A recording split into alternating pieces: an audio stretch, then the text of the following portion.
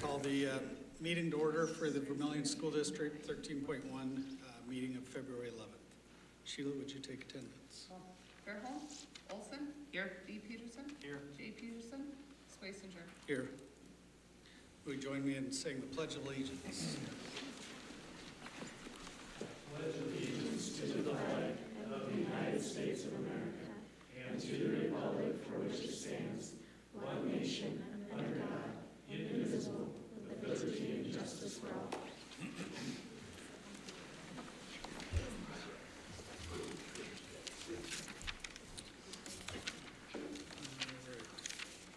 Before you have the minutes of our January meeting. motion to approve. Second. Rachel and Doug, all those in favor say aye. Aye. And we need to review the agenda and approve the agenda.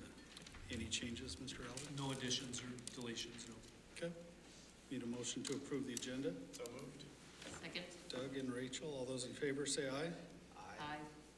Getting used to saying that tonight. Yeah. A few less voices tonight. And then we need to indicate any conflict of interest from any board member. For anything on the agenda. I have no conflicts. None as well. Okay, and I have none tonight either.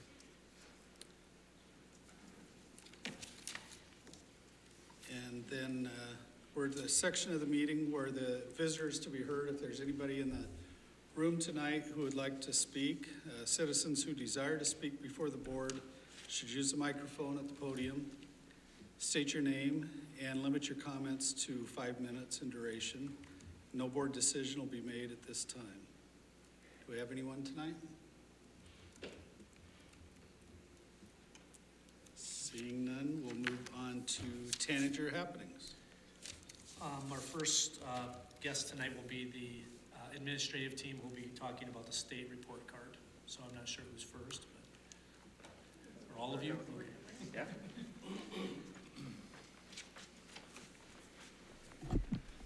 Hi, Sam Jacobs, Jolly Elementary Principal. Just wanted a quick touch base on our elementary test scores for grades 3, 4, and 5 with math, and then we'll move into our language arts as well. With that, in third grade, our percentage of students that were proficient or advanced was 49%. The state average was 53%. In fourth grade, our percentage was 46 and the state average was 47. When we got into fifth grade, we were at 51% and the state average was 39%. By going through the claims and the targets for that during our data retreat that we had on December 5th, we did find that overall, this was across the board from 3, 4, and 5.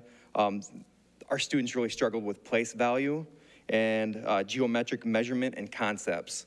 Another area was just understanding like properties. So one thing that we've talked about as for grades 2, 3, 4, and 5 is just using more math technical language. So using commutative property and really hitting that home with the students that that's what it's called when 2 plus 3 equals 3 plus 2, or the identity property. So anything plus 0 is itself, it remains itself.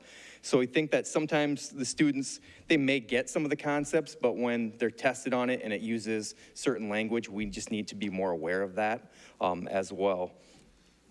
When we moved into our elementary section for language arts, we were, for third grade, 54% proficient or advanced. The state average was 50%.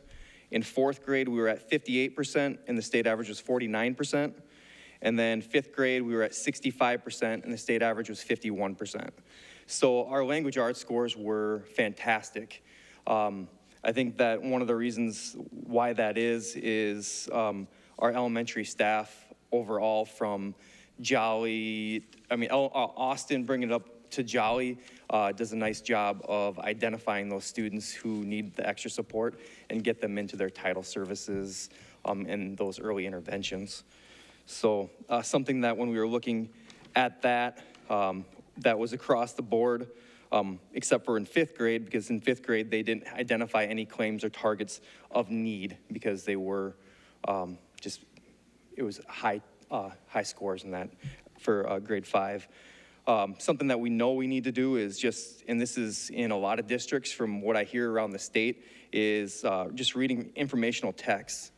So just instead of reading, fables and that, actually reading the nonfiction titles.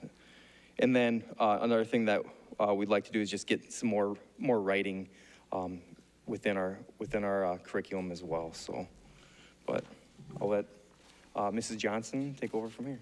Thank you, Mr. Jacobs. So then as a team, we look at kind of those next steps, and I know definitely a factor we had to discuss was curriculum. This particular group had just had 1 full year of the new math curriculum, and we're into their 2nd year. So we definitely know, research shows with any new adoption and any new curriculum focus, it does take time. Often there's a dip before there is an increase. The encouraging thing with that, though, is looking at both the new math and the new reading that started this year. When we looked at those claims, those targets, those gap areas of concern, we found they're very well addressed in the new curriculums. For example, the new reading has 50% informational text, 50% literature, so it has a very balanced approach, much more working with the informational text. So that's very positive.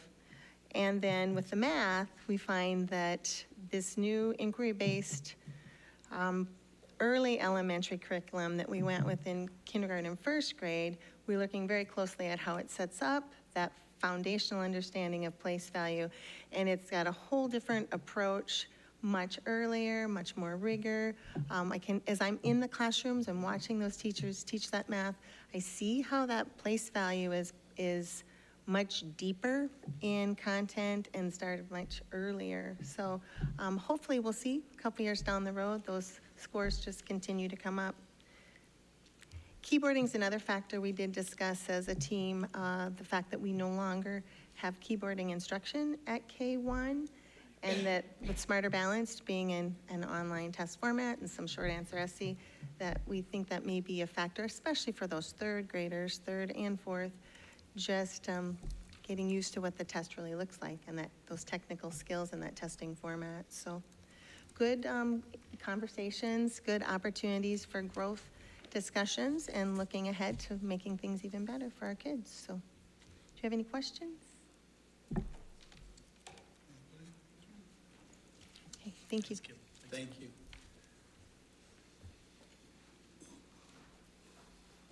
I'm Tom O'Boyle. I'm the middle school principal and here to share our Smarter Balance results from the 17-18 school year. We test the 6th, 7th, and 8th grade, fellow Yodes. Nice to have you in the house tonight. We test the 6th, 7th, and 8th grade, and the state average for the 6th grade for percent of proficient and advanced was 42%, where our 5th graders scored 55%. For 7th grade, the average in the state was 45%. Our 7th graders scored 58%. In 8th grade, the state average was 44%, and our 8th graders scored 61%, and that's in math. In English language arts, the state average for proficient and advanced for the state 6th grade was 49%. Vermillion scored 63%. The state average was 53% in 7th grade. Vermillion Middle School scored 72%. And in 8th grade, the state average was 53%, and Vermillion Middle School scored 77%, 17-18. And then the final thing I'd like to share with you was first semester this year, we had 80 of our students earn all A's. So that's 28% of our student population, all A's. It has a lot to do with our faculty. Some are here tonight. Thank you.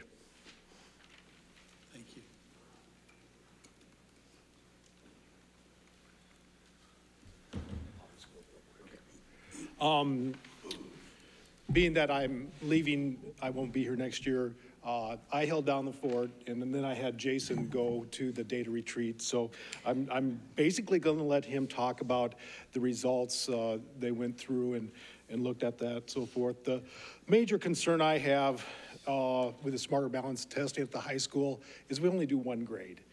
We do the junior class, and that only represents 25% of our student body.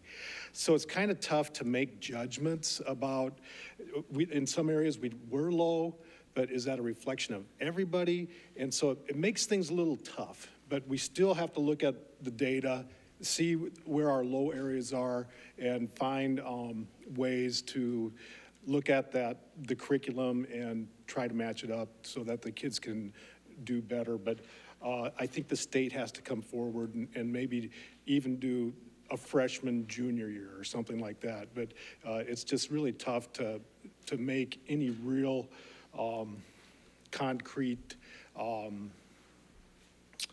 decisions just based on one class. So I'll just let Jason talk about the nuts and bolts of what went on. Okay, so you can see up there, I taking a graph here of how we did in the English language arts. You can see that we scored at 76%, mathematics is 39%, and science is 50%. Now, science is the first year of it, so there's no comparison numbers there, so we're not really worrying about that right now. But if you look at the next slide, there we go. Let's go. All right, now you can see here where it compares our school average with the district average as well as the state average. So English language arts, our school, 76%, district average, 68%, and the state average at 55%. We did look at, on the data, we looked at the target areas. We had no target areas identified. We either met or exceeded all those target areas. Mathematics, if you look at that one, school average 39%, district average 53%, state average 47%. Something that kind of jumps at you at first. When you look at last year's score, we were at 36, this year 39.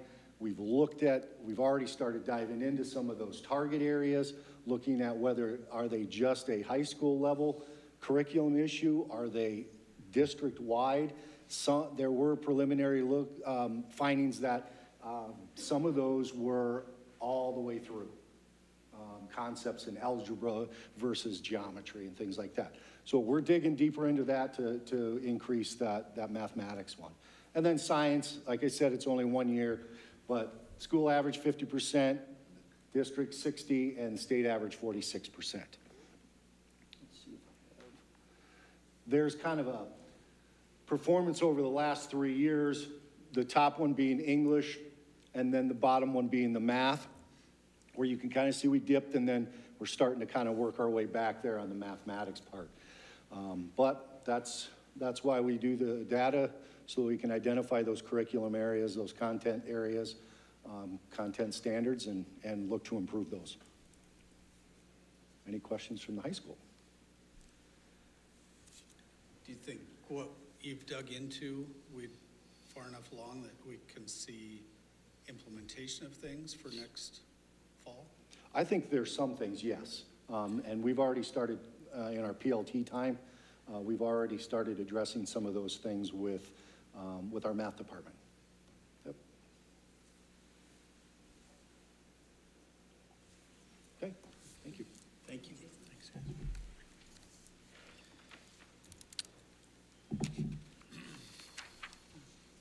Thanks to all the team for being here tonight. And that's all for change you're having? Yep. That's it? Okay. Unfinished business was some of the information about facility studies. Mr. Dykstra can't be with us tonight, so he'll come to the March meeting, present that light audit information. But Mr. Alvey will talk a little bit more about the administration building addition. I'm not sure if we have it available for the up front or not, but those in the board packet, you noticed you had a picture, a diagram there. each month we've been trying to present something that's happening in the district-wide ongoing plan of facility studies, whether it's the light audit or if it was theater project improvements, lighting at the high school, different things that have been going on. But an ongoing discussion with the building committee has been the potential for an addition at the high school for the administrative center, the business office that's currently located downtown on 17th Prospect Street. And before you, you'll see that our architect, Sean, who's been working with the building committee, has diagrammed option 1, which is actually, these are sort of flip-flop. Option 1 in my mind is B there, the one that's on your right. And option 2 or option A is the one on your left. And for those in the audience, what we're looking at is we're considering an addition to the high school in some place in the front or near the theater where we would be able to place the administrative offices that are currently downtown. And during that relocation, we had also considered moving the alternative school, which is located on Cherry Street, and relocate them back to the high school. And some of the considerations while we're looking at this project is, one is that we lease both of the facilities. Okay, that one's up in front of you there. We lease facilities for the administrative center downtown, and we also lease our old school building on Cherry Street for an approximate cost of about $19,000 each for the year. So we've got about $40,000 wrapped up in lease agreements for those two particular buildings. So if we're looking at the building on the right, for those of you who are familiar, that would be the far right would be the parking lot, and the very bottom there shows you the doors where you would enter the high school currently.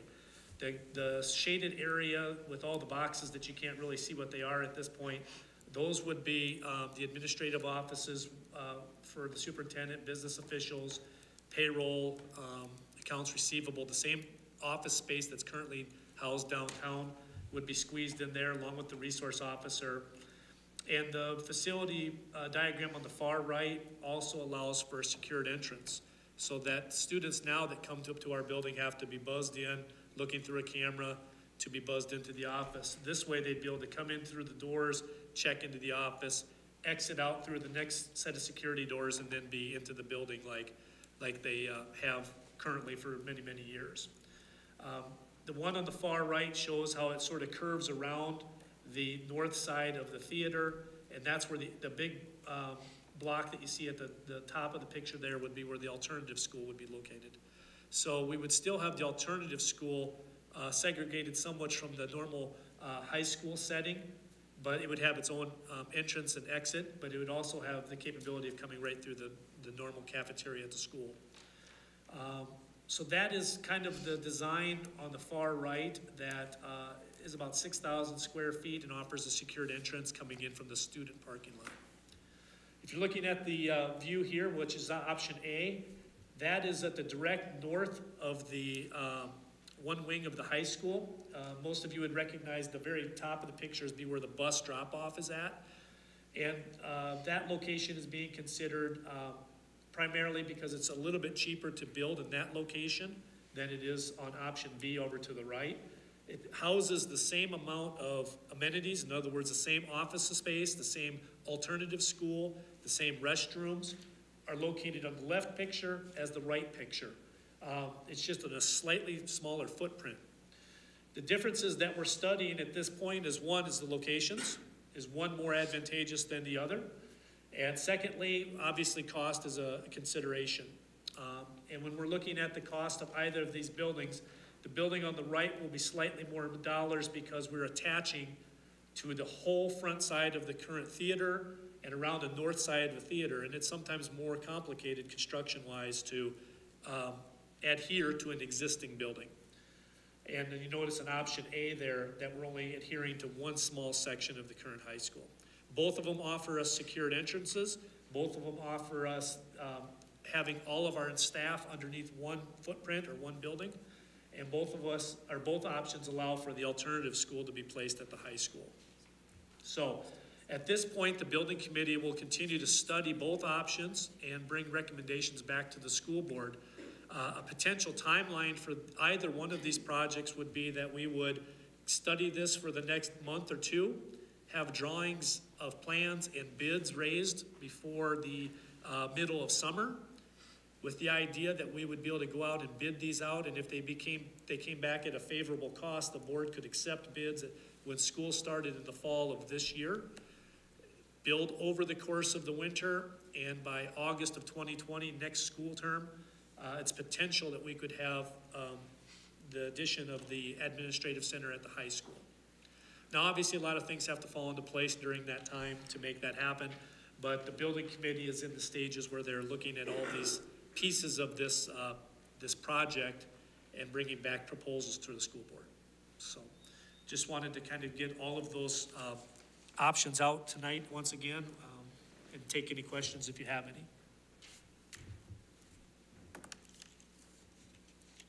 Parking on the first option or the option B? Yep. Parking kind of concern? Not really, because if you've noticed, during a normal school day, we have a vast number of open parking spots.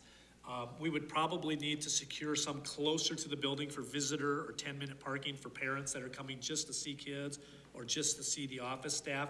We don't want them to have to park way on the east side of the parking lot, walk all the way across the lot for dropping off lunch money, and then having to walk all the way back. But for the vast majority of times, our parking lot would be sufficient, but there are rare occasions that even during the day, if we're hosting a region event or oral interp event that the parking lot is full, there would be some rare occasions where parking could be a little bit limited. If you went with option A, would we do anything to option B's, the main entrance, for security purposes? So we're not fixing that? At this point, if we went only solely with option A, we'd still have the availability to do something with the entrance, but at this point, we just plan to keep it the same, which is the camera and buzz system into the office, like the students currently have. Obviously, the advantageous part is most people park in the east parking lot and enter through those doors.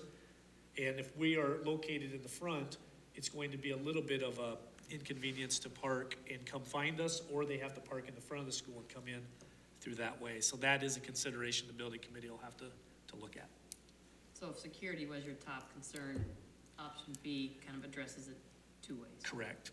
It will solve the traffic of students and adults completely on that one, and option A only really solves the adult visitors section.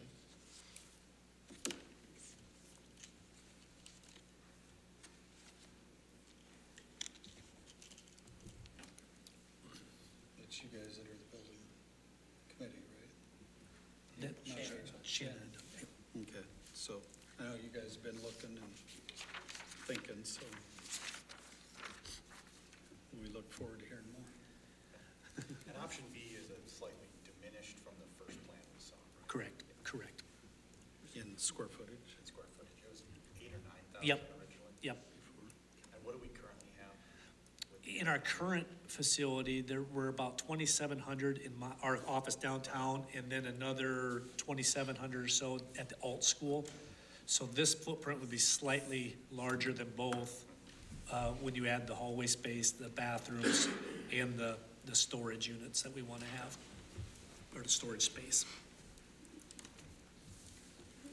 Okay, thank you. Moving on to new business, we have items A, B, C, and D. I'll read through those. If that's okay, I'll accept a motion to approve those 4 items. One is the approval of 2 homeschool students, 19-51-HS and 19-52-HS. Item B is approval of BSA employment. And, sorry. Do we usually read that? Yes, the names of those. Okay. And I've lost it in my packet. Lucas Bonham Thank you. and Adriana, I don't know if that's Hack or Hawk. Okay. and then Paige Semler and Madison Newberger as subs. Okay. So those two Two additions to the two staff additions and and then two two subs. subs. Okay. Then approval of an adult volunteer, Rachel Deeger, and that's at Jolly Building. Reading and writing and other activities. Okay. An approval of the school calendar update. Do you want to just describe that? Yes, Mr. Rob? typically, when we have missed a day of school, the board has the option to waive the day or to add the day to the end. And historically, if we've missed one day, we've made that up with students. If it sometimes goes into day 2 or 3, we typically use that for staff makeup days. But obviously, we have enough hours that the board can do whatever they want. But the recommendation is that if we would go that way, it would be the last day would be May 22nd on Wednesday versus Tuesday, the 21st of May. So May 22nd would be with students? Correct. Yep, it's a recommendation. So I would accept a motion to approve items A, B, C, and D. So moved. Doug Second. and Rachel. All those in favor say aye. Aye. Aye. Item E under new business is a discussion of some potential positions for next fiscal year, next school year, counselor position and integrationist. I'll, in front of you this evening, you had some additional information that was outlining some of the needs and some of the gaps that we feel like we've experienced at the K-12 level. During the discussion, obviously, if you've got more questions or if the administrative team, or I guess teaching staff would like to throw any information in, please do so. I won't read all of the items bulleted before you, but I'll just review some of the things that we've had a discussion from in the past in regards to the school counseling position. 2 years ago, when we had the retirement of 2 high school veteran counselors, it was determined at that time that we would go to one counselor to fill that position with the hopes that we'd be able to meet the needs and to still provide all the services that we were accustomed to. And we were lucky over the last couple of years to find some really talented counselors to come into the district and work with us. And but I think we're at that point where we've experimented with trying to make the reductions and not make the filling, but we're at the point where we're having a lot of pieces that I think that are causing some of our students to struggle, and some of the things that we would like to provide we're not able to do just because of manpower. One such thing would be we have a number of students in our district that like all school districts, that need some extra services, and there's times when our wait for the counselors is quite extensive, and we'd like to provide those services in a little more timely manner and be able to address students' needs in a little longer pattern. Right now, I feel sometimes that we're putting out fires and being able to address situations, and then we stop and we go to the next fire and we put those out. And once again, our staff in our classrooms and in our departments and our administrative teams are doing a great job. But I think that we can do better with some of our services, and I'd like to see us put an effort towards the counseling position this year. Another area that this is showing up is in our state mandated test coordinator position. One of the things that's required is that the data that the administrative team spoke of this evening is usually focused and funneled through one person at the district. And that used to be the case here, but in the last 2 years, we've sort of filtered that out to each building level administrator and each building level counselor, who then filters it out to teachers. It has proven not to be the most efficient way to get information out, and at the end of the day, it's probably not providing us with the best services for kids because we are not maybe as streamlined and as efficient as possible. So we'd like to once again get one of our people to be focused strictly on data and use them to administer all the emails and get the information to the places that they need to be in a timely manner.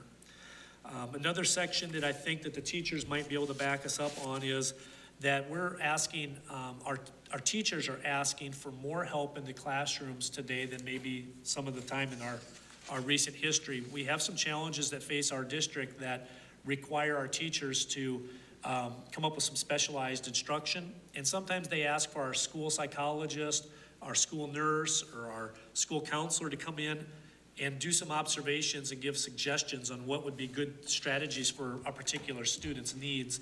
And our counselors want to be in those classrooms, but sometimes they're tied up putting out fires or doing other duties that don't allow them to get into the classrooms as much as possible.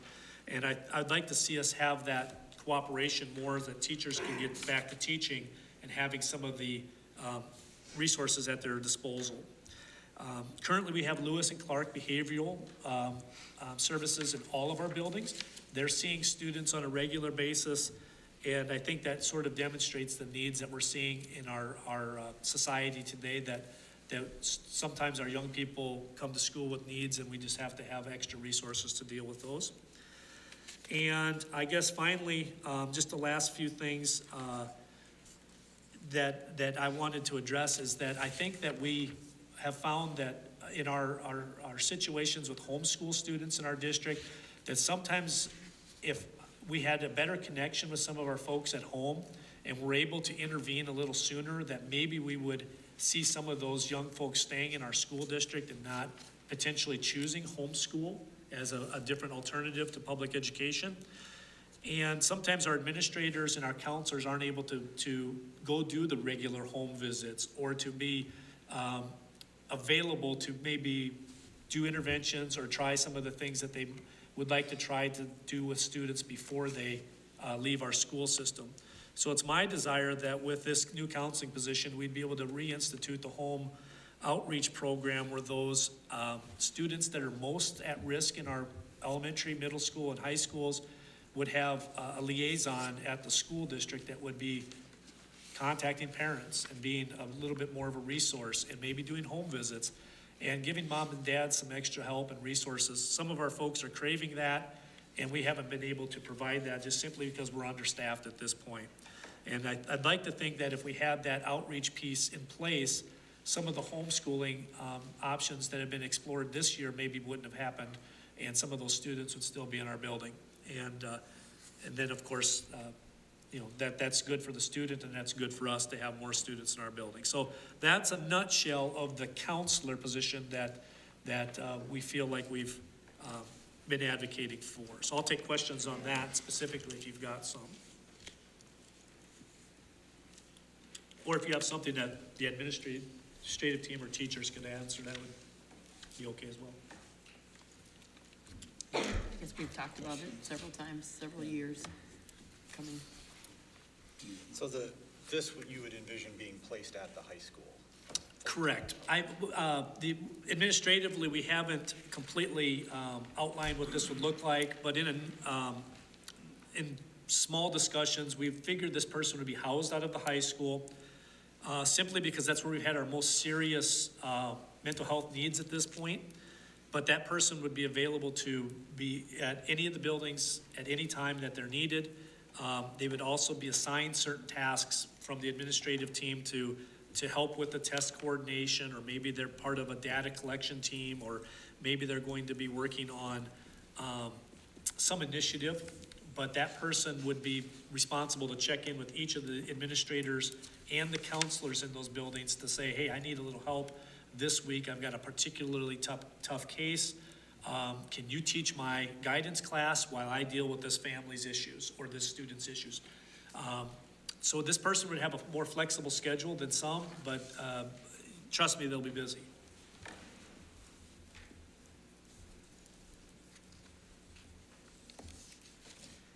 And what I'm asking for tonight, if possible, and if we're not at that point to be able to approve it, I would like to have the opportunity to start advertising for these positions so that I can snag the best person that's available, rather than waiting another month or two to do so. But if we're not available tonight to make the motion to actually move forward with it, I'd like to be able to at least start sending the administrators out to start looking for some of these folks and seeing if we can head down that direction, if that's the direction that we seem to be heading. My personal thought is I'm comfortable with this position in the manner you described. We've got about a month of legislative session to go to know, we think we know where the state's headed, which is fairly positive, but we don't know until they're done. So I'm reluctant to commit, but to certainly keep exploring and see what potential there is. I'm comfortable with. I don't know what others think. Well, if you look at the counselor, but I think there's a couple more in the packet. Correct.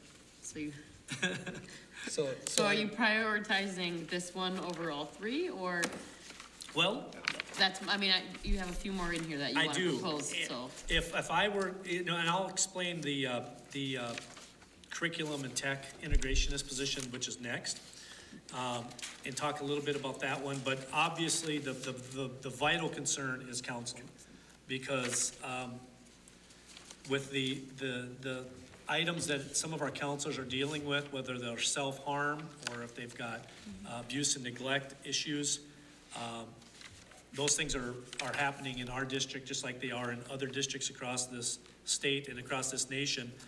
And kids are coming to school with a lot of hurt, and we need to have some more help to try to deal with that. But at the end, I'll wrap up a little bit and tell you about how the savings that we've incurred throughout this year could help pay for these positions. So I'll wrap that up at the end. So I'll move on to the curriculum and tech integrationist position. That's a new, kind of a new topic, a new term. For many of you, I understand. What we're looking for in the tech integrationist and curriculum integrationist position is a person who will take our curriculum and our technology needs in the district and morph them together. Currently, Mrs. Johnson serves as elementary principal for Austin Elementary and K-12 curriculum director.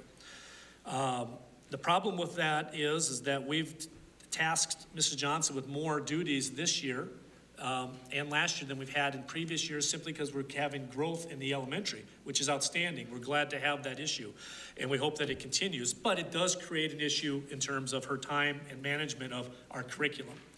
So she uses the rest of the administrative team and department chairs at each of the buildings to help administer curriculum needs. And we'd like to make that a little bit more streamlined and make it a little bit more integrated. And we figure that doing that with a tech integrationist would be an ideal way to do so. A tech integrationist is the person who we would have help our staff develop the resources to teach at a higher level. This year we added over 300 devices at the middle school, Chromebooks, with the idea that technology integration at the middle school would help raise achievement. It will help make our teaching stronger, and therefore it's going to produce better students. The only downfall to that is we gave those instruments and limited professional development to our staff, that we never hit the mark that we thought we might with what those Chromebooks and those additional devices will give students in terms of learning, because our staff hasn't had the opportunity or the time to do rigorous professional development just in computers. They've got 1,000 other things on their plate. A tech integrationist would be able to meet with the English department on Wednesdays and say, here's the top 4 resources out there right now for English language arts to improve instruction. Here's how you find them. Here's where they're located. Let's talk about them. Let's use them right now, and then you'll be able to walk into class Thursday morning, click on your computer, and you'll be able to use your smart board effectively to teach this lesson. Right now, our teachers try to do that. Thank you for doing what you do. But to be honest, they're busy, and they don't have the resources sometimes, or sometimes the skill level to find and search and do all of those things themselves. A tech integrationist would help to bring those materials right to the teacher's fingertips. How is that related to other areas of curriculum? Math scores, we just talked about them tonight. Are there resources out there that are technology driven that a tech integrationist could help bring to our school? There's a lot of websites out there. There's a lot of good curriculum that comes with our software that comes with our curriculum. But once again, do we use it to its fullest? I don't know if we are. So I'd like to have a person who can help push that information to teachers push it to students, and then we would be able to say we've explored all these different ways to teach math or language arts or science, whatever that might be. How is it going to help at our high school level? A tech integrationist can be used to help deliver curriculum at the high school as well, because this year we're going to be adding 300 new laptop devices to the high school. That's 300 more devices that our students will have in their hands that teachers will hopefully be able to use to enhance instruction. But quite honestly, Mr. Cruzy won't be able to handle the 300 at the middle school last year, 300 that are going to be added this year to the high school, plus the other hundreds that are in our district now. And so this person would be a local expert on technology and be able to put out small fires, but also work hand in hand with Mrs. Johnson for working on curriculum needs. So if it's social studies adoption, Mrs. Johnson and this person would work together to bring the social studies curriculum to the teachers. They would do their normal pilots, and then eventually they would select some sort of curriculum to go with, and then together they would work on all the solutions to try to bring the best options to our classes. The long and short of it is the curriculum tech integrationist will help to integrate all the technology that we're trying to infuse into our district, and also help Mrs. Johnson's need for more curriculum hands across the K-12 district-wide. So any particular questions about the curriculum tech person and how that might look? Are you better off just having somebody that just does curriculum and take it all off Kim's plate? Instead of taking curriculum and tech? If we In the perfect world, you need somebody to do curriculum? Absolutely, it would be best to have two separate, because many schools, that's how it is. But I'll be honest, schools our size don't typically have that. A curriculum Right. person? They'll have one or the other, but they won't have both. And the reason I think that we could do both is curriculum and technology in my mind go hand in hand. If we're trying to teach in a 21st century learning environment, these should not be two silos out by themselves. They should be together. The curriculum that's being developed by professionals to be taught in the classroom should be morphed together with the best technology that we have and used daily. If we're just giving a kid a computer just to type on, they can do that at home. But if we want to make our curriculum the best and give our kids the best chance to go out as freshmen or sophomores in college and use that technology, then we've got to teach it. And right now we don't have technology being taught at Austin at all. We lost that position 2 years ago. We've got two $50,000 stream labs sitting in our buildings that this tech integrationist could help develop and foster and use. And so we've got an opportunity to really push to the next level what we want. Now the big question is, if I was you, I'd be going, that sounds great. How does it all happen? Well, we've identified enough savings that I think that we could pull off both of these positions. We've had some people that have left our school district and retired or gone other places, and we haven't filled some of those positions. We've asked people to do with less. We've asked people to do things differently and to take on more responsibilities. And in some of those cases, we haven't replaced people. And when you take all of those savings, whether it's insurance or people or other issues, over the course of time, we've created a savings there that I think that we could explore and look into a little more deeply with the Finance Committee and find out if that is an option. The 300 new devices at the high school for next year, yep. What are those? Laptops. Okay. Yep. So they don't replace the iPads? The iPads will be moved to the elementaries. Okay. So the current high school iPads will be reconfigured, stripped, and taken down to the elementaries where they'll be putting on math games and ELA games and science games and infused into the classrooms. Okay, so they stay in the district. Yeah, so those devices don't go away. Those 400 will still be here, just be used differently.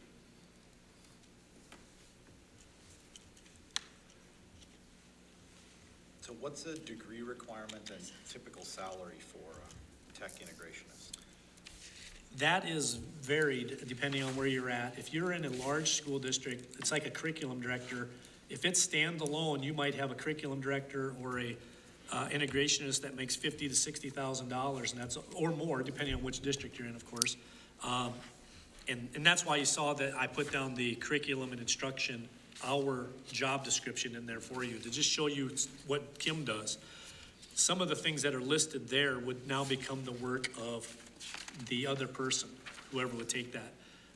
So I don't know what that position is here, but if it's a $50,000 position, 10 month, 12 month? probably a 9.5 month for sure. The reason being is they might have to wrap up at the end of the year, or we might But just you make don't it a even- straight teaching contract and just say it's just gonna be 9 months. They need to be wrapped up when school's done, and they need to be ready when school starts. So this would remove the load from Kim to this person? Kim would have some of this. She's talked a little, Kim, is there something that you could speak of that you would foresee this position being able to relieve you of? Well, I think the biggest change I see with new curriculums is the digital component. And as we expand our one-to-one technology for students, the digital curriculum has the power to have a greater impact when we have someone who can help facilitate it, teach teachers how they can better utilize it, help with increased training for them, and also work with the students, how they can get the most from their devices with the curriculum. Personalized learning, there's so much there that we would have potential to look more into as well with the technology, the one-to-one devices, and the digital supports with the new curriculums. Any new adoption has a strong technology piece. That's just the way it is anymore. So if we adopt curriculum now, and it has those licensures and all those components, who does all of that work now? Well, between Steve and I, we have to try and find time to work that in. When we purchase text with digital supports, so we have the physical book, but we also have the ebook and all those resources. Those licenses each year have to be repurposed. So we have X number of licenses that we purchase in a 7-year adoption cycle. Now next year, depending on which grade has some more student population, we have to move some licenses around. So that's something that we have to figure out for each new school year, how we're going to repurpose those licenses, things like that, uploading student rosters.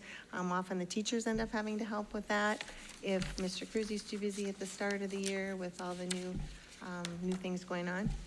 So I just think having one person that streamlines that process would be powerful. So. And busy, very busy. You don't feel bad that we'd take anything away from you? Oh, it's just sad, so sad. Well, I think a key component here is Mrs. Johnson and I have talked a little bit about this, and it does not remove her as the curriculum director necessarily, but it does give her a partner to take some of that work and concentrate it. She could still take some of the curriculum parts that she loves and be in charge of it and focus and be dedicated and passionate about that. But the person that is hired to be a partner with this might have a passion in the other half of this, and then she can work with that person to assign what they're both passionate about and get things out there where people can be really efficient and passionate and hopefully, I guess, better at their positions. So. But is that solving Kim's problem? Not completely. Are we better off removing it, director of curriculum, from her title and making that director of, and then sitting that person on the admin team? Right. That solves Kim's problem of our volume at the elementaries. That's certainly if you can consideration. find passion in the new person, I guess. Right, absolutely. That's. So you're basically saying that whoever's hired in this position just becomes the curriculum director? Yeah, that's certainly an option as well. That's something that we could talk about. All offer plate, but everybody plays a role in it. Right. So, yeah, we haven't discussed that thoroughly, but that's something we could. And I know this is a lot of information tonight that you have to swallow and look at, so I know you're going to take some time to review it and sleep on it. I guess the key components that I would ask you to do is after you've thought about some of these and looked at some of these questions, you call back and ask us to research and find some questions about costs, availability, what this might look like in our buildings. There's a lot that has to be answered that can be just answered tonight. But I guess what I'm advocating for tonight is the thought that there is some real potential to integrate or to change some of the delivery of our instruction. I feel like this district has put a concerted effort towards improving the technology base in our district. You've put a lot of money and resources towards the improvement in 21st century teaching skills, what I'd like to do is make sure that we have the resources to help classroom teachers and administrators to really put that forward and really be able to say that we have, the 21st century student in mind here. This is what it looks like, and these are the types of things that we want to send them out the doors of the high school with. We've got so many great offerings, and I think that this would just be one way to enhance that. Have you thought about going the social worker route? Yes. Instead of a counselor? Yep.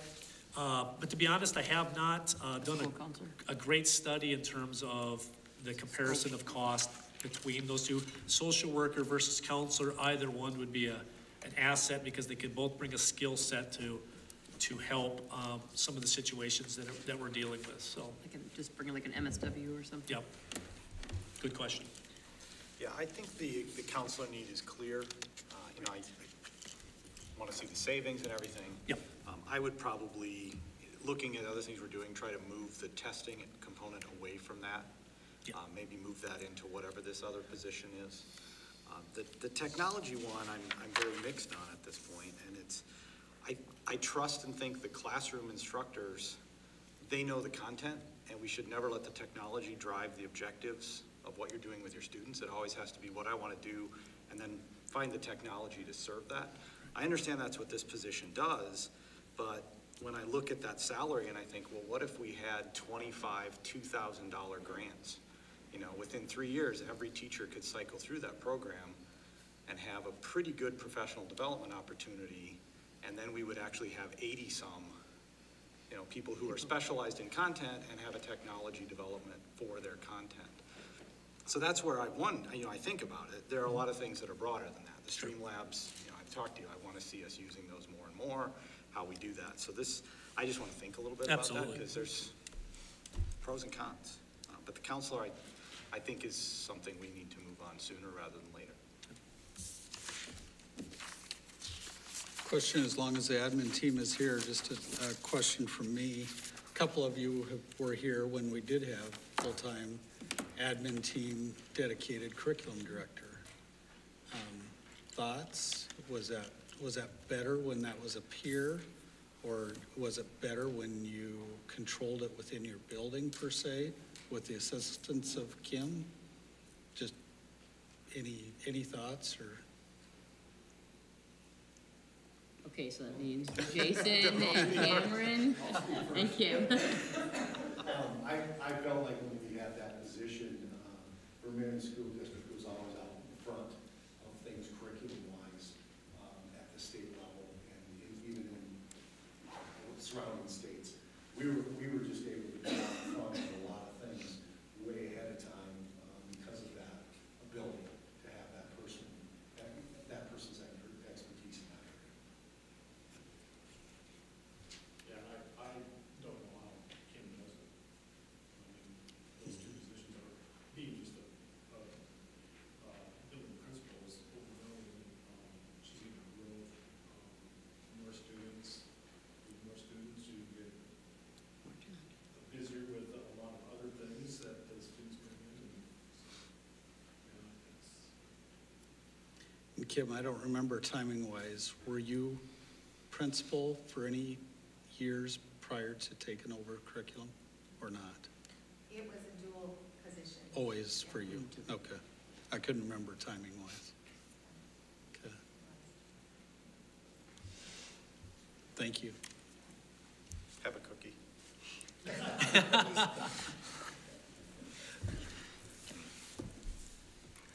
So tonight, really, I just wanted to present this. If I feel you outright, then I'll start asking the administrative team, we'll start looking into the counseling a little more seriously, start putting some feelers out there, or social worker type person, and we'll continue to keep you informed over the course of the next month. The integrationist and curriculum section, maybe we'll morph that and look at that a little more, and you send us some homework and some questions to search out if you think of something that we need to do, and we'll just maybe bring this back at a future meeting to, to see where we're at. And obviously, we understand that the district gets pulled in a lot of directions with a lot of needs, with the legislative session still ongoing, and not knowing, future enrollment. There's a lot of things that we have to consider with all of those pieces. But I do think that we've got a really strong teaching staff and curriculum here that we would like to just see this, maybe go back to what Jason talked about. Be a leader again with some of the things that we were really proud of and people knew us for, and get some of that swagger back and see if that's one of the things that can do that. So just thanks for the consideration on that. The other thing that's gray for me that we need to vet out more as we go through this is how that works together with the current IT staff. That's fuzzy in my head. Sure. I don't know what that looks like. Right. Okay. I'll make sure. I guess at this point, that's what, if the person that we would hire for this has a strong technology background, we hope they would, then they would be the first line of defense, whatever building they're in. If they're in Kim's building right now, instead of calling Steve to come over and troubleshoot some things, that person might take care of it. Or Erickson. Right. Well, we've talked a lot about that. You know, my feelings on some of that is and teachers, maybe this is a chance for you to help talk about, would you rather call support or would you rather call somebody in the building to ask your questions to? Because my view is that, you know, we've got a relationship, and again, Erickson's treated us very well and done some great things for us. I just don't think they're the solve all of our technology issues. If I'm having a problem with my Promethean board, I don't stop to call somebody, and I go and get help. I call Steve, and Steve's there in 5 minutes, and we've got it solved. Teachers, somebody help. What's that? I called once, and I was on the phone with him for 2 hours. With who? Erickson. Okay. Just because they don't have the know-how or understanding of the education part of it. It didn't. Can I add a couple of thoughts on tech integration? Sure. Would that be appropriate? Sure. Just have a couple of things I don't think we want to go there, just kind of stay here. Just so everybody can hear you, if you don't mind going up. Thank you. I didn't know that this was even going to be discussed at the meeting tonight, so this is totally off the cuff, and I hope I don't say anything that embarrasses myself. I'm Hannah Mostard, and I teach 3rd through 5th grade computers, 7th and 8th grade tech mods, and 8th grade foundations of technology. I've been teaching those various positions, or most of those positions, since 2008. Actually, I have a few former students over here. I can tell you that I've spoken with a few of the administrators. They've heard many times of my feelings on the need for more tech integration in the district.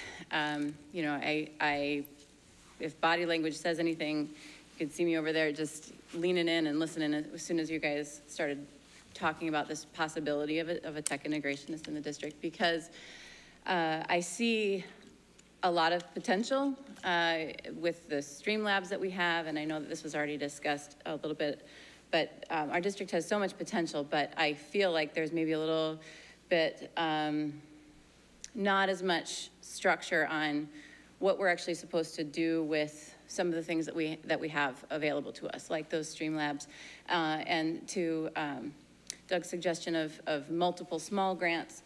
I see where you're going with that. I would maybe bring it back to the idea of what we were talking about with the testing person, you know, having, when you sent that out to the multiple buildings, maybe communication didn't get as far as it could or got jumbled. So you were saying how having one person in charge of testing information would be a more streamlined approach. And I feel like that's similar with the tech integrationist position as well. Having one person that can kind of organize it and help teachers versus, you know, different teachers doing what they feel like they can do, which obviously teachers do have the knowledge and the drive to do it. But again, sometimes it's nice if we can just have some general guidance. I can say the idea of the integrationist position, from my standpoint, I love that because I feel like it would be someone advocating for technology in the district along with the curriculum.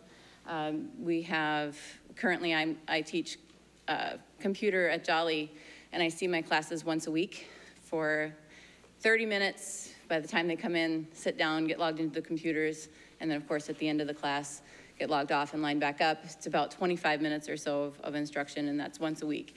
And most districts, when I've gone to professional developments and mentioned that to them, they kind of are shocked at that. And I'm not saying that the tech integrationist position would necessarily change that, but it might allow us to streamline a little bit more of that curriculum and figure out, well, where can we take some of these computer class things and bring them out into the other classrooms so that maybe they can be helping get some of that information out, not just the 25 minutes a week that the computer teacher has. And as Mrs. Johnson said, we don't have anything at Austin now. And they have the technology there, but they don't have anybody to guide them with it. So I feel like it would be a really, really great thing to consider for future position. Thank you. Yep. Okay.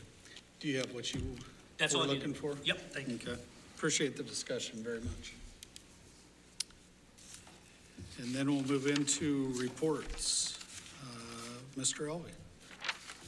A couple quick things. First of all, there's not enough cookies for everyone, so whoever can get to them fastest gets to have a cookie. This is School Board Recognition Week is actually next week. The state of South Dakota and the Associated School Boards takes time to honor those public servants. Those 3 of the 5 are here tonight.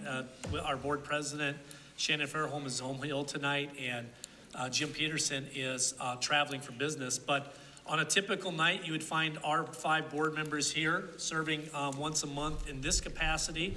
But the other days of the month, they're serving in the capacity of informing the community of the needs of the district or attending district events and promoting the welfare of public education through their daily lives. And so a small token of that is Mrs. Armbrust's class made cookies for the school board tonight for recognition.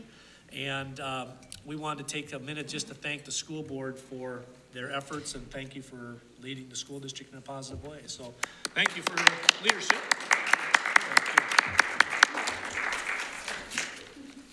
And then I guess the rest of the things on my report, there are just lots of thank yous to the supporters of all of our activities. We've got a number of folks, I won't name them, but that come to our events. They're at everything that we offer. They support their children and they support other people's children in our district. So without those people, our activities wouldn't be nearly as successful. I want to thank all the people that do that on a daily basis for our district. Of course, I want to thank Mrs. Armbrust and the culinary class for making cookies for the board appreciation tonight.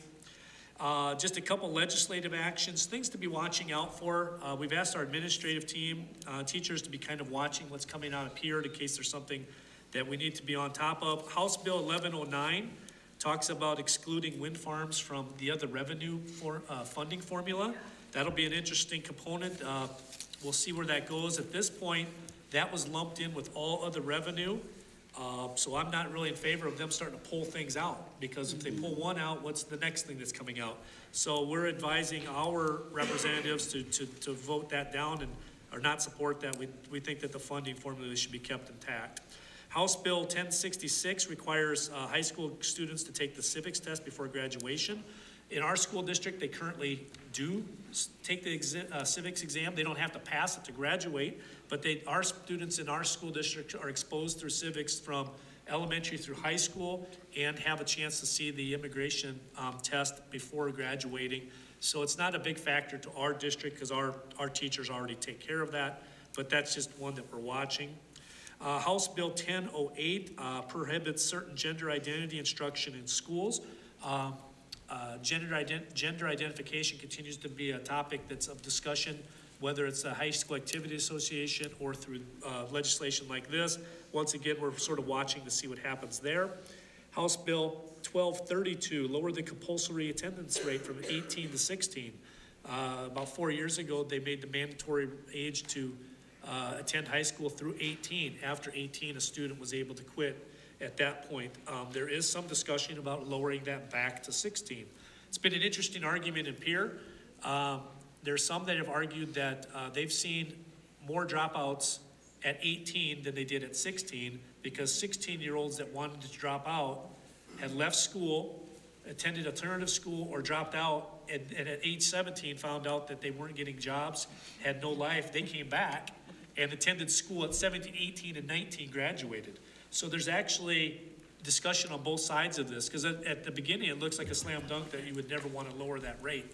but there is a serious discussion going on in Pierre about the merits of that. So that's one to watch and be interesting to see where that lands. Some tabled bills that were interest to us was Senate Bill 60, which would require a statewide threat assessment in schools. That was driven by a lot of local effort here. Chad Pasick and our Vermillion Police Department is a big believer in that. He's worked closely with me and some others in our school district to do assessments not only locally, but promoting it at a statewide level. But it has been tabled to the 41st day. It doesn't look like it's going to resurrect this term. Senate Bill 49, declare void the South Dakota High School Activities Association's transgender policy. That one has at this point been pushed to the 41st day, but that might resurrect itself. Some of these bills find a way to get life again sometime. So that's just 5 or 6 of them that are of interest here in Vermillion. Sorry to interrupt, but I saw an email today came through that it made it out of committee that we'd get the 2-year averaging back. Yes. Is there discussion, positive discussion? The funding formula, one of the concessions we gave up when we had the half-cent sales tax increase 3 years ago was that we would lose the 2-year funding average, which is beneficial in the sense that if you have declining enrollment, it will take the higher of your, if you're going up, you get the higher level of enrollment. If you drop down, you get an average of your high and your low, which is, it's advantageous for all schools to have that. So we would obviously favor that. But I'm surprised that it's being discussed seriously because there was a pretty strong indication from the governor's office that they didn't want to monkey with the funding formula. However, the other revenue is being discussed at this time too. So we'll see where that lands. But at this point, it would be nothing but good for our district and most school districts. So we'll see where it lands. Last month, we talked a little bit about the discussion with no lunches being served at the high school during the semester test schedule in December. The administrative team, we discussed that. It's been a policy or a procedure at the high school for a number of years simply because a lot of high school kids have the option to leave during semester tests, and we found that there wasn't a lot of students taking advantage of the lunch program. However, in discussion with the high school administrators, we are in discussions back with Lunchtime to Solutions to see if they would like to provide a trial again to bring that back, whether it's sack lunches or lunch on a smaller version, just simply because we don't want to have a full-scale lunch and 6 kids show up for it and you've prepared for 300. So we have to work that out, but LSI is interested in at least investigating that again. One of the things that came out of our discussion at last month's school board meeting as well was about the participation in extracurricular activities. How do we handle students who might be economically challenged, and can they find their way into working into extracurriculars? And we did a survey of our staff about what's being done at our school district to help students who are in that particular position. And what we're finding is advisors and fellow athletes and seniors graduating tend to leave a lot of stuff for those kids that are needing it. So we have football players that leave cleats and other equipment. We've got kids in show choir that leave dress shoes, or the school district has instruments that we could loan and rent to people, so that participation is greatly enhanced because we've removed the obstacles. So that was a question we had last month, and I'm proud to say that in talking with our advisors and our teachers that there's always been a way found when a student wants to participate, whether it's in fine arts or athletics or oral and terp, that we were able to find dress shoes or a dress shirt or cleats or whatever it was that student needed. So that's kudos to the people in this community and our school district for making sure that poverty is not an obstacle for kids participating in activities. So I'm proud to report that tonight. Another question that came out of last month's discussion was asking how parents can access Infinite Campus to make their own changes. And through the parent portal system, parents can make and update their own emails, their own text messages, and their own phone numbers. Because sometimes when we're doing messages, parents tend to maybe not get the message. And so we've always tried to chase around how do we get parents the information they need. And we found out that through the parent portal system, they can do that. But most honestly, most tend to call us and just say, hey, change my number to this number, which the secretaries or the administrators do. So that works out either way. Lots of questions lately on inclement weather. What's our policy? How do we handle getting in and out of school or late starts or whatever? There's no hard and fast rule in terms of weather. Most of the time, it's based on the conditions at the time that we evaluate by going out and checking roads. We take all of our information from the local agencies, and the National Weather Service is a big contributor. They send us alerts, they send us graphs and pictures, and they keep us well informed. But at the end of the day, it comes down to a decision how things are locally. And so we go out and check roads. If the roads are good, we go to school, because our mission is to be here and not have kids staying home when they might be left home alone. Some of our students stay home to houses that maybe don't have enough food for them to eat in, so I'd rather have them in school. That being said, safety is still the #1 concern, and we try not to put anybody at risk.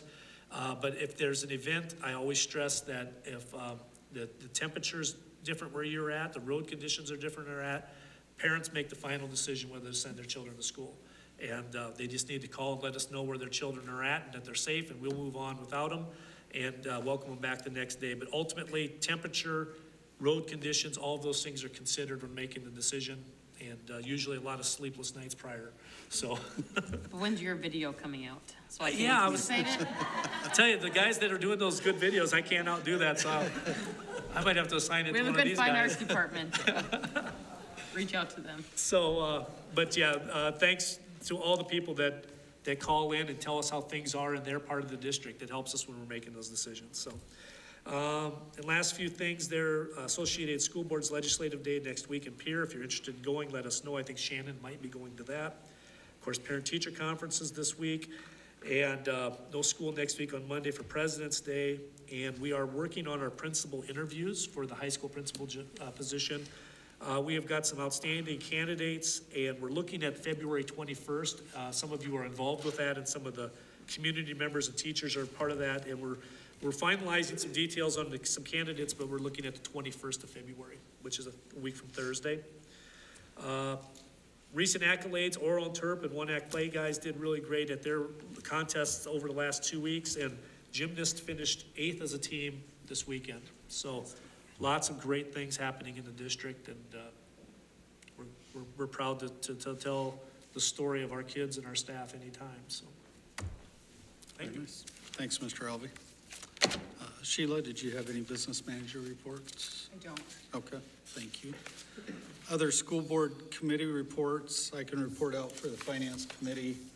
Jim and I met towards the end of last month, and we've got another one the last week of this month. We talked about, and I think we'll delve into it in detail during executive session tonight, some of the specifics, talking about, which way the legislature may leave us. So some different options we have. Talked about once we have a recommendation from the building committee, then how do we fund that? And we've got, I think, some very good options for that, and things that the community can be proud of. I know Shannon has a nice list of all the committees. I don't have that list. So do you guys have anything to report? The building committee, we would have heard about the LED lighting switch. The building committee heard that report and thought that it was certainly worthy of consideration, both in terms of better lighting in the schools, but also in the long run, some cost savings. It's pretty significant energy savings if we can make that transition. We talked a little bit about the plans and, kicked that over to finance and said, we like this, find a way to pay for it.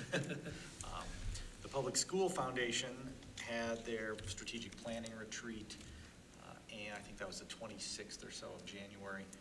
That report will ultimately trickle to this body when it's finalized. We met with negotiations, Doug and I. Sort of pre-planning, planning, yeah. Okay.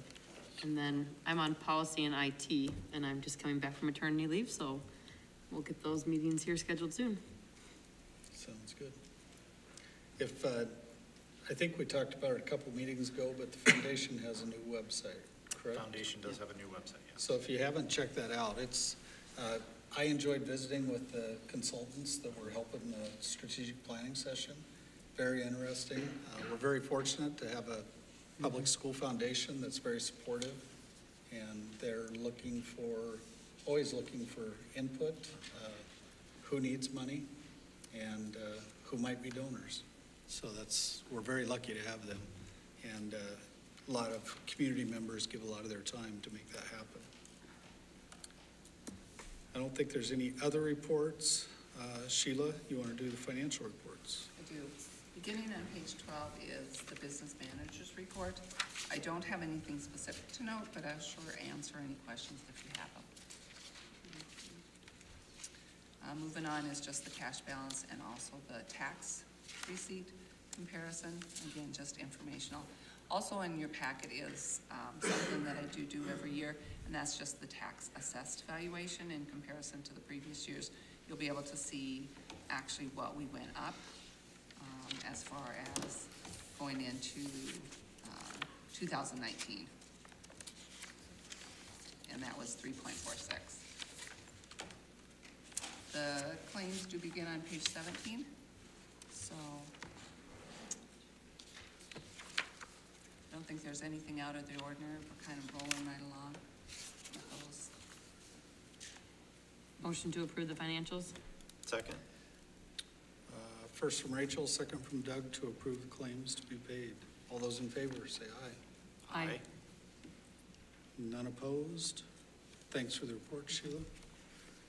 And we did claims. Anything that you have to request of a future agenda item?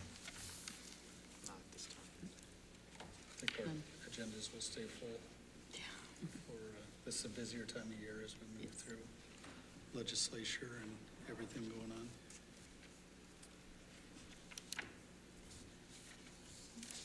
Did we hit all the highlights?